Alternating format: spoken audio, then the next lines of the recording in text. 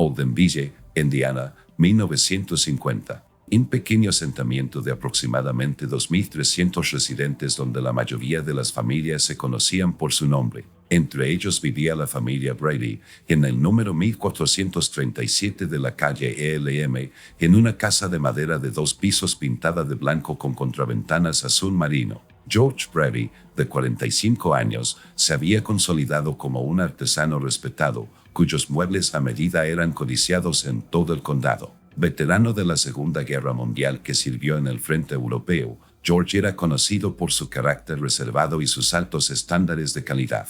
Su segunda esposa, Helen Caulfield Brady, de 36 años, se casó con George en 1947 tras conocerlo en una ferretería donde trabajaba como contable. Quienes la conocían la describían como una mujer práctica y de voz suave, con gran afición por la jardinería. Mantenía un pequeño pero próspero huerto detrás de su casa. De su primer matrimonio con Margaret Wilkinson, fallecida en 1946, George tuvo 2 hijas, Loreline, de 19 años, e Inessa, de 18. Las circunstancias de la muerte de Margaret, encontrada inconsciente en una bañera, se consideraron accidentales en aquel momento. El forense concluyó que se había resbalado y golpeado la cabeza, aunque la investigación fue notablemente breve. Loreline, la hija mayor, trabajaba a tiempo parcial en el restaurante Armand's de la calle principal mientras asistía a cursos de secretariado. Según quienes la conocían, Loreline era tranquila y algo retraída.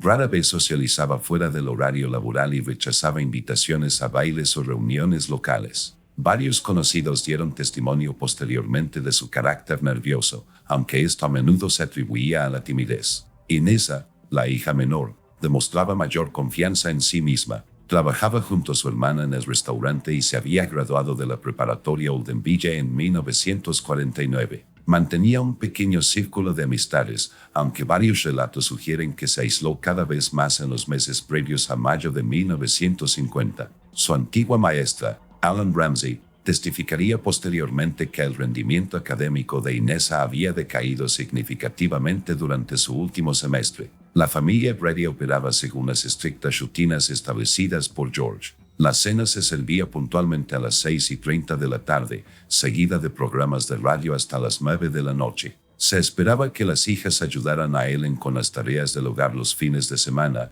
y George insistía en que la familia asistiera a la primera iglesia presbiteriana todos los domingos. Muchos conocidos comentaron que George prestaba especial atención a la apariencia y las interacciones sociales de sus hijas, comentando a menudo sobre su vestimenta y preguntándoles dónde estaban con una precisión inusual. El oficial Raymond Clark, quien más tarde sería clave en el caso, inicialmente conocía a la familia solo por encuentros ocasionales. George Brady no era de los que conversaban superficialmente, señaló Clark en su declaración oficial. Te saludaba con un gesto, quizás intercambiaba observaciones sobre el clima y luego seguía adelante. Pensamos que era algo común para veteranos que habían estado en combate en aquel momento. Ellen Brady tenía pocos amigos cercanos en Oldenville, tras haberse mudado desde Milford, aproximadamente a 90 kilómetros al este. Sus principales interacciones sociales se desarrollaban a través de actividades de la iglesia y breves conversaciones con los vecinos. Varios de estos vecinos comentarían más tarde sobre la creciente tensión de Ellen durante la primavera de 1950, aunque ninguno sospechaba las causas subyacentes que pronto saldrían a la luz. A principios de 1950, comenzaron a manifestarse cambios perceptibles en el hogar de los Brady. La hermana de Ellen, Martha Caulfield, residente en Cincinnati, recibió correspondencia con sutiles referencias a la tensión doméstica. En una carta fechada el 12 de febrero de 1950, Ellen escribió: George se vuelve cada vez más meticuloso con los asuntos del hogar. Su atención a las idas y venidas de las niñas ha llegado a tal punto que me preocupa. Esta carta, presentada posteriormente como prueba, no contenía acusaciones explícitas, pero reflejaba una creciente inquietud.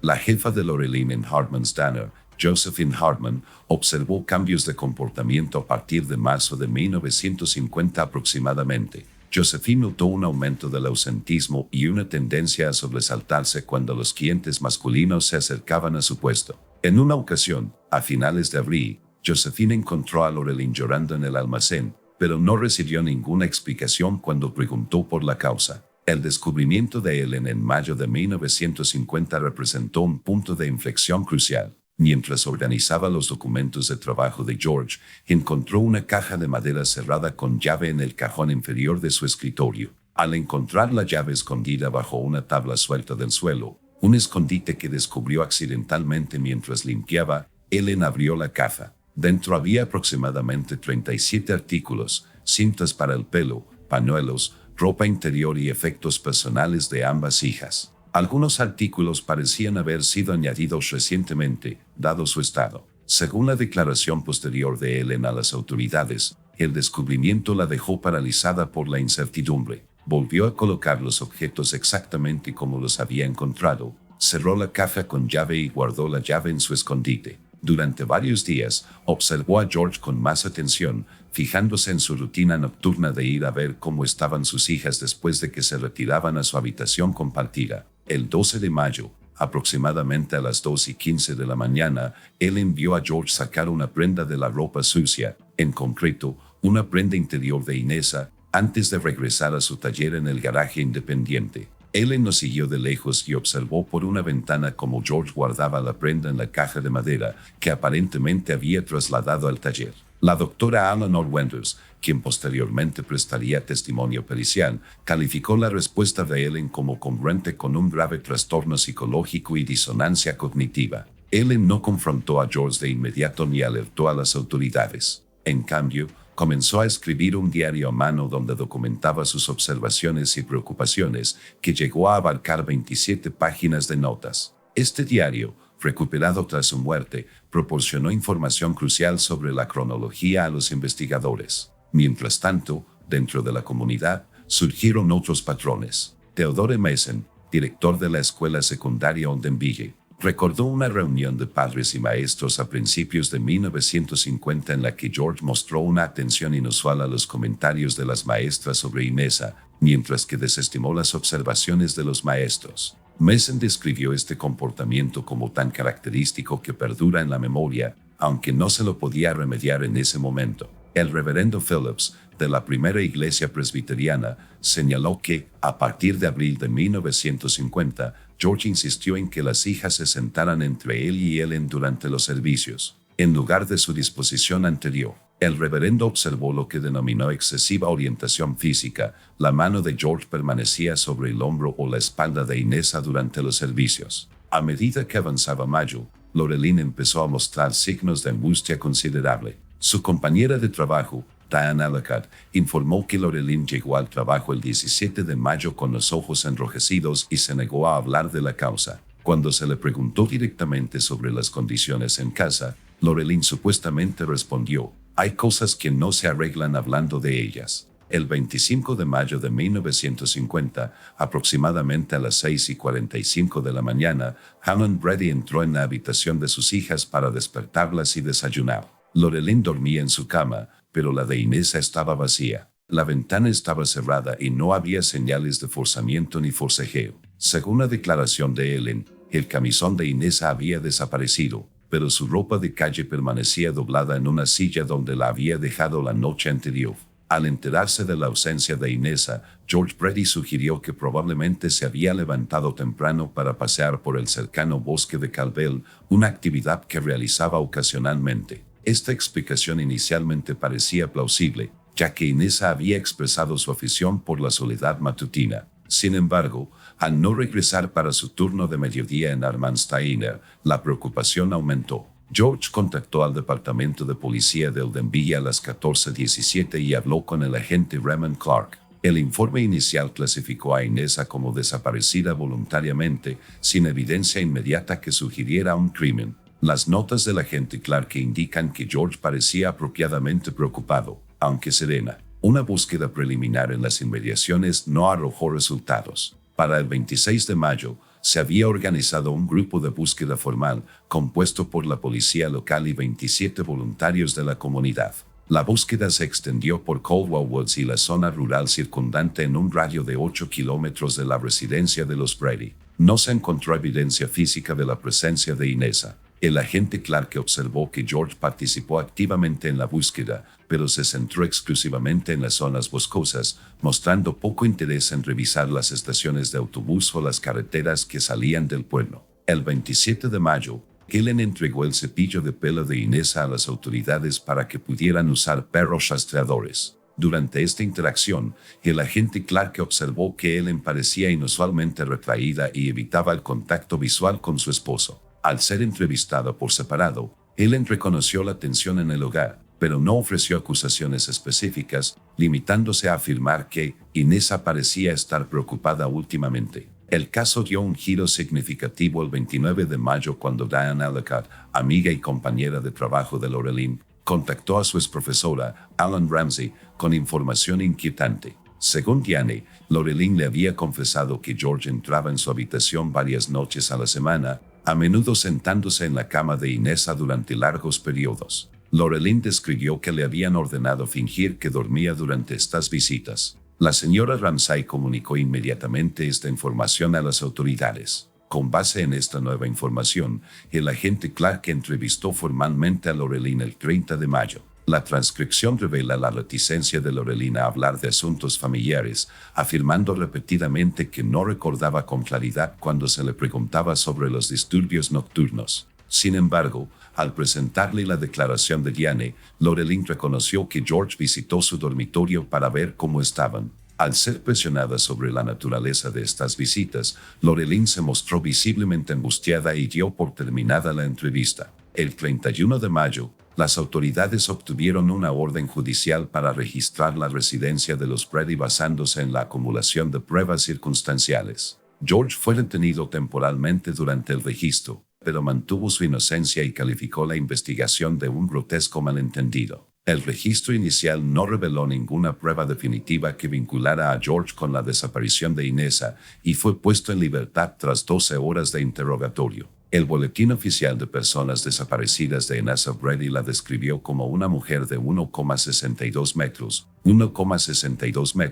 con un peso aproximado de 54 kilogramos, 120 libras, cabello castaño rojizo y ojos marrones. Su desaparición representó el primer caso de este tipo en Oldenburg desde 1943. Los periódicos locales cubrieron la historia con creciente prominencia, aunque la mayoría de los relatos enfatizaron la naturaleza misteriosa de la desaparición en lugar de posibles aspectos criminales. Tras la liberación de George Brady el 1 de junio de 1950, la dinámica familiar se deterioró rápidamente. Según el vecino Vernon Kincaid, esa noche se produjeron discusiones audibles, con la voz de Helen notablemente alzada, un comportamiento inusual en el hogar de los Brady. Kincaid informó haber escuchado frases como pudiste y ya he visto suficiente, aunque el contexto seguía siendo incierto. La mañana del 2 de junio, Helen Brady no se presentó en Wellard's Grocery, donde había programado recogerla. Al anochecer, al ver que no había regresado a casa,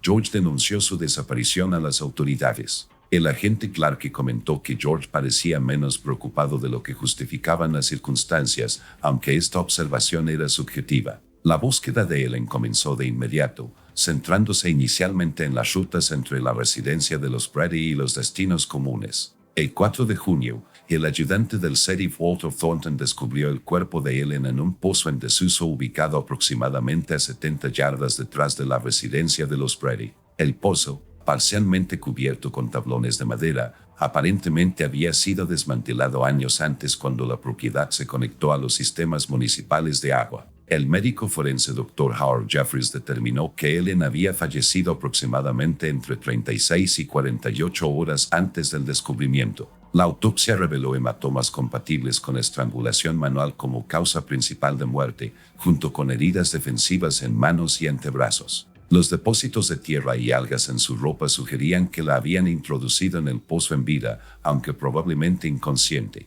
Con base en estas pruebas, las autoridades arrestaron a George Brady el 5 de junio. Se ejecutó una orden de registro exhaustiva en toda la propiedad, incluyendo el taller independiente donde George tenía su negocio de carpintería. Este examen exhaustivo arrojó evidencia crucial. Los investigadores descubrieron un espacio de almacenamiento oculto bajo las tablas del suelo del taller, al que se accedía a través de un panel con bisagras que simulaba ser parte de la estructura permanente. Dentro de esta cavidad, de aproximadamente 1,22 metros por 0,91 metros y 0,61 metros de profundidad, hallaron múltiples objetos con valor probatorio. La caja de madera que Ellen había descubierto previamente con objetos personales de ambas hijas, 3 cuadernos con anotaciones manuscritas que, según confirmarían posteriormente los analistas forenses, coincidían con la letra de George, una colección de fotografías tomadas subrepticiamente de ambas hijas en diversos estados de desnudez y, lo más significativo, el camisón de Inesa con evidentes manchas de sangre.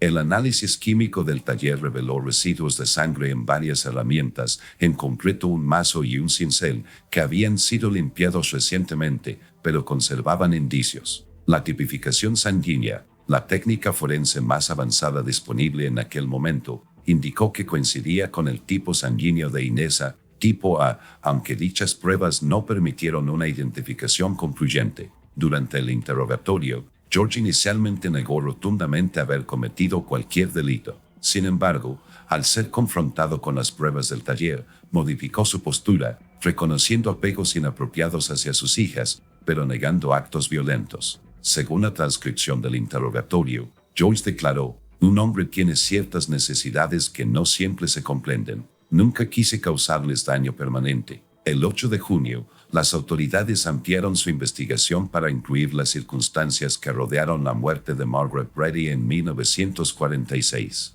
La investigación original había sido superficial, pues el certificado de defunción indicaba como causa ahogamiento accidental secundario a traumatismo cráneoencefálico. Cuando los investigadores reexaminaron el baño donde murió Margaret, descubrieron que el borde de la bañera había sido reemplazado, una alteración no documentada en la investigación original. El proceso penal contra George Brady comenzó el 12 de septiembre de 1950 en el juzgado del condado de Monroe. El fiscal de distrito Harrison Pendleton presentó la acusación, centrándose principalmente en el asesinato de Ellen, donde la evidencia física era más contundente. El cargo de asesinato en primer grado conllevaba la pena capital según la legislación de Indiana de aquel entonces. En su declaración inicial, Pendleton caracterizó el caso como un patrón prolongado de tiranía doméstica que culminó en violencia calculada. La fiscalía planteó el asesinato de Ellen como una respuesta directa a su descubrimiento del comportamiento inapropiado de George hacia sus hijas.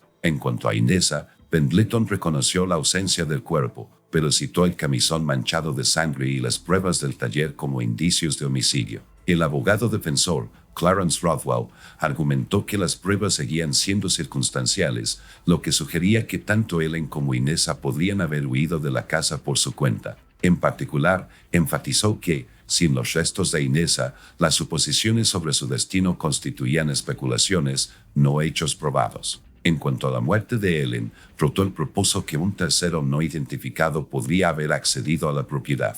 El juicio duró 11 días, con el testimonio de 37 testigos. El testimonio de Lorelyn resultó especialmente impactante, aunque sus declaraciones se vieron limitadas por el trauma psicológico que había experimentado. Confirmó las visitas nocturnas al dormitorio, pero afirmó no poder recordar con certeza acciones específicas debido a que había aprendido a desaparecer en su interior durante estos incidentes. La evidencia forense presentada por el Dr. Jeffries estableció que los patrones de sangre en el taller indicaban que allí se había producido un incidente violento. El testimonio pericial de la doctora Eleanor Wenders caracterizó los patrones de comportamiento de George como consistentes con lo que posteriormente se denominaría dinámica familiar depredadora. Aunque dicha terminología diagnóstica aún no se había establecido en 1950. El 23 de septiembre de 1950, el jurado deliberó durante 7 horas antes de emitir un veredicto de culpabilidad de todos los cargos.